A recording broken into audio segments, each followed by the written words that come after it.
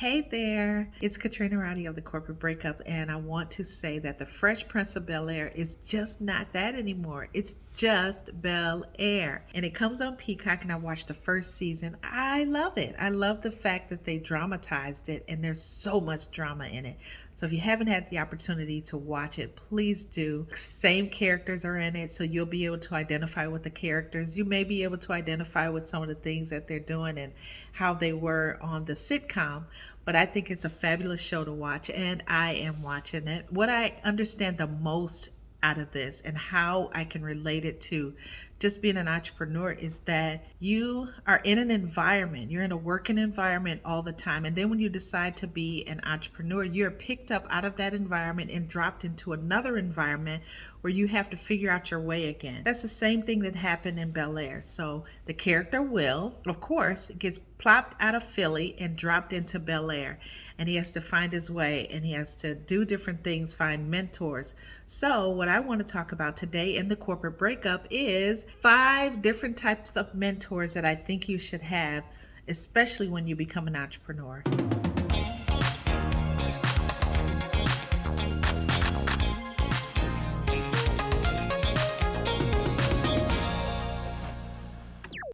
Hi, I'm Katrina Rowdy, best-selling author of Steal Your Skills from Corporate. I'm also an entrepreneur coach, and I coach on the mindset that it takes to transition out of employee status to becoming a new entrepreneur, or what I like to call the CEO of your life. So I am going to talk to you about mentorship, how I believe that everyone should have 5 different mentors, and I'll go through them one by one.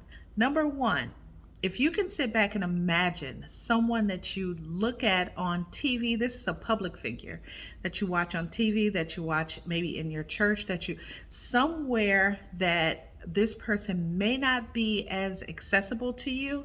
So I like to think of people like Michelle Obama, Oprah Winfrey, any figure of that, and you look at them to be a mentor because you follow everything they do.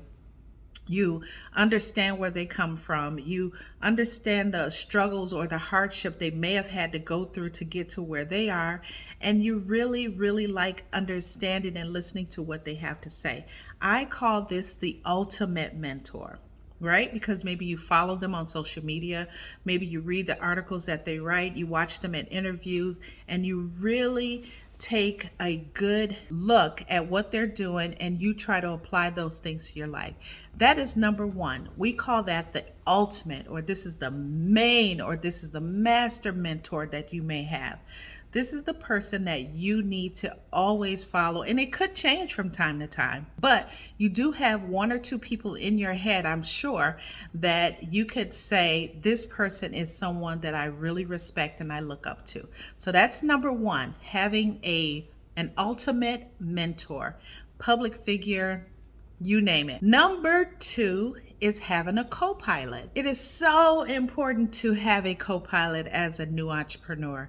And what is a co-pilot? A co-pilot is that individual who does the same thing you do. They run in the same circles you run in. However, you guys run your own businesses. But now you have someone to relate to. Think of it this way. When you worked at your job, you had someone you probably went to lunch with. You guys would go out and you talk crap about your boss, you talk crap about people in the office, whatever you did with them, but they were your running buddy. When you become an entrepreneur, it could be a lonely task at hand. So you want to connect with those individuals that kind of do the same thing you're doing, and they have the same beliefs and the same ethics that you have. This becomes your co-pilot. You can nudge on them and say, hey, did you see that? Or, hey, I want to know how this works. And you kind of work off of each other.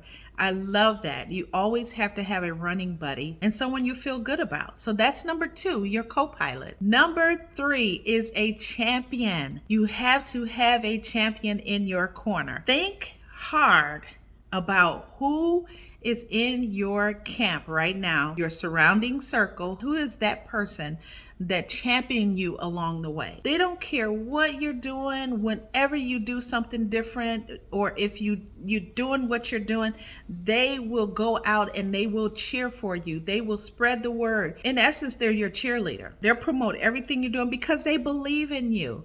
They believe that you will get it done and they're going to let the world know. There are tons of people out there like that, but I'm pretty sure there's someone who currently is in your surroundings that do this for you.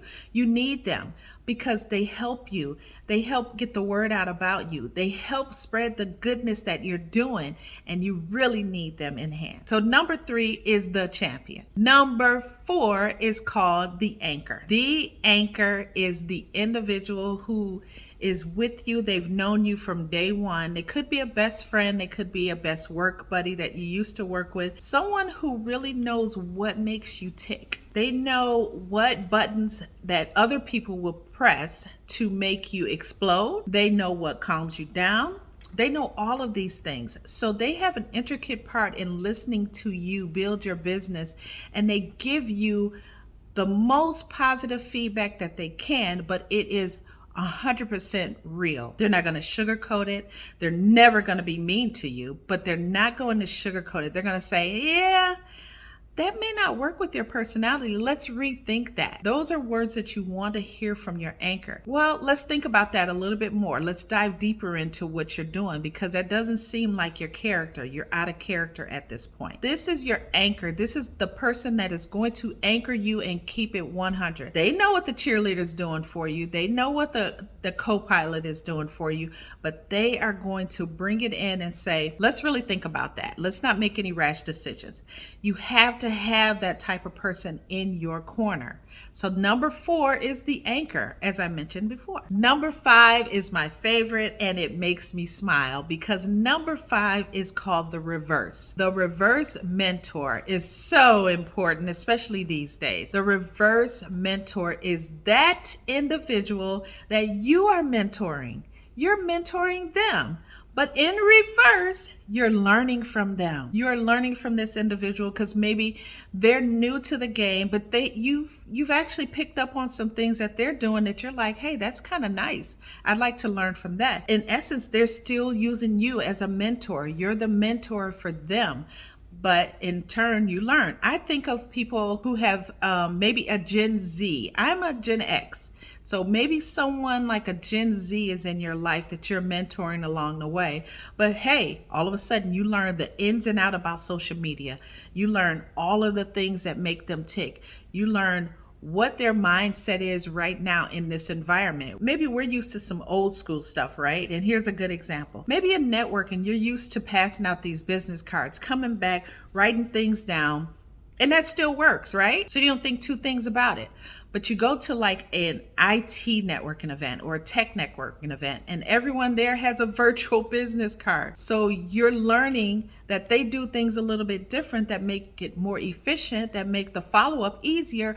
All of these things you can learn from them. That's just an example. But you can actually learn from a younger generation, or maybe someone who started in the industry later than you, so there's different tips to pick up on that. That is your reverse, and they're so much fun to work with. So I've given you 5 different mentors that I believe should be in your circle of people, and these are called your personal board of directors. You probably have them in your life already, and you haven't identified them, but if you do have these people in your circle already, tell them what role they play for you and explain to them how they're helping you build your business and move your business along the way because you value their opinion. So this is called valuing the relationships that you currently have by building a personal board of directors. I hope this was extremely helpful.